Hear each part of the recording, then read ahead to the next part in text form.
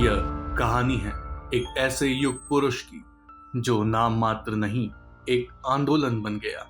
लोकनायक जयप्रकाश नारायण। उनका जीवन, संघर्ष और उनका दर्शन आज भी हमारे लिए प्रेरणा है। आइए लौटे समय में और जानें कि कैसे जयप्रकाश नारायण जनक बन गए। प्रारंभिक जीवन और शिक्षा। जयप्रकाश नारायण का जन्म 11 अक्टूबर 1902 को सिताब दियारा के गांव में हुआ। यह गांव उत्तर प्रदेश के बलिया और बिहार के सारण जिले की सीमा पर बसा है, जहां गंगा और घाघरा नदियां मिलती हैं।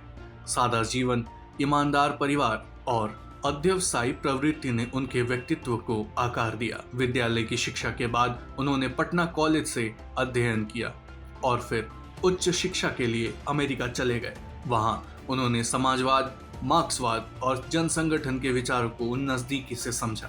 भारत लौटकर उन्होंने तय किया कि उनका जीवन किसी व्यक्तिगत महत्वाकांक्षा का नहीं बल्कि जनता के कल्याण का होगा। स्वतंत्रता संग्राम और गांधी से जुड़ाव। देश लौटने के बाद उन्होंने गांधी जी के विचारों को अपनाया और स्वतंत्रता संग्राम में कूद पड़े। 1942 के भारत छोड़ो आंदोलन में उन्होंने अहम भूमिका निभाई।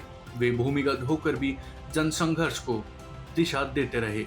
स्वतंत्रता के बाद जब अन्य नेता सत्ता की ओर बढ़े, जयप्रकाश नारायण ने सत्ता से दूरी बनाई। उन्होंने सर्वोदय आंदोलन के माध्यम से समाज सेवा और ग्रामीण विकास को जीवन का उद्देश्य बना लिया। भ्रष्टाचार के खिलाफ आवाज और बिहार आंदोलन। 1970 के दशक में जब देश में भ्रष्टाचार, बेरोजगारी और मूल्य वृद्धि बढ़ी, बिहार में छात्रों ने आवाज उठाई। 1974 में जयप्रकाश नारायण ने इस आंदोलन का नेतृत्व संभाला। उन्होंने युवा पीढ़ी को संबोधित करते हुए कहा, मैं युवाओं से कहना चाहता हूं, आप सत्ता के लिए नहीं, व्यवस्था परिवर्तन के लिए संघर्ष करें। और फिर एक ऐतिहासिक दिन जब पटना के गांधी मैदान में लाखों की भीड़ उमड़ी, जयप्रकाश नारायण ने गगनभेदी स्वर में वह अमर नारा दिया, सिंहासन खाली करो, जनता आती है। यह नारा सिर्फ शब्द नहीं था, यह जनता के आत्मविश्वास की घोषणा थी। तानाशाहों के सामने लोकतंत्र का बिगुल था। इमरजेंसी और जेल जीवन। 25 जून 1975 भारतीय लोकतंत्र का सबसे अंधकारमय दिन। इंदिरा गांधी ने देश में आपातकाल की घोषणा की। राष्ट्रपति जी ने आपातकाल की घोषणा की है।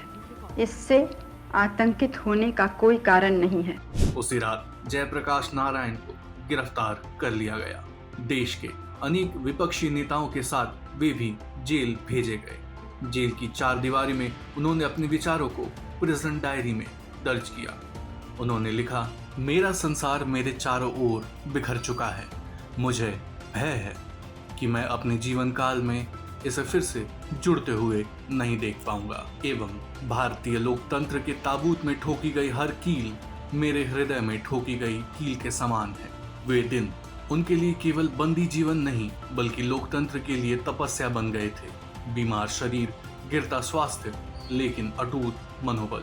उन्होंने कभी हार नहीं मानी। इंदिरा गांधी से संवाद और खुला पत्र। जेल में रहते हुए उन्होंने इंदिरा गांधी को एक प्रसिद्ध पत्र लिखा, an open letter to Mrs Indira Gandhi. उसमें उन्होंने कहा, लोकतंत्र को कुचलकर आप केवल जनता की आवाज दबा सकती हैं, पर जनता की आत्मा को नहीं। बाद में इंदिरा गांधी और जयप्रकाश नारायण के बीच 50 मिनट की ऐतिहासिक मुलाकात हुई। विषय था देश की स्थिति और भविष्य, परंतु विचारों की खाई इतनी गहरी थी कि कोई सेतु नहीं बन सका। जेपी का सपना था जनता की सरकार, जबकि इंदिरा गांधी चाहती थी केंद्रित शक्ति, जनता सरकार और जेपी की विरासत। स्वास्थ्य बिगड़ने के कारण 12 नवंबर 1975 को उन्हें जेल से रिहा किया गया। बाद में जनता का आंदोलन और विपक्ष की एकता ने देश की राजनीति की दिशा ही बदल दी। 1977 में जब इंदिरा गांधी को सत्ता से हटना पड़ा तो पूरे देश में कहा गया, यह जनता की जीत है, जयप्रकाश की पुकार का परिणाम है। परंतु सत्ता फिर भी उन्हें आकर्षित नहीं कर सकी। जब प्रधानमंत्री पद की पेशकश हुई तो उन्होंने कहा, मैं सत्ता नहीं व्यवस्था बदलने आया हूँ।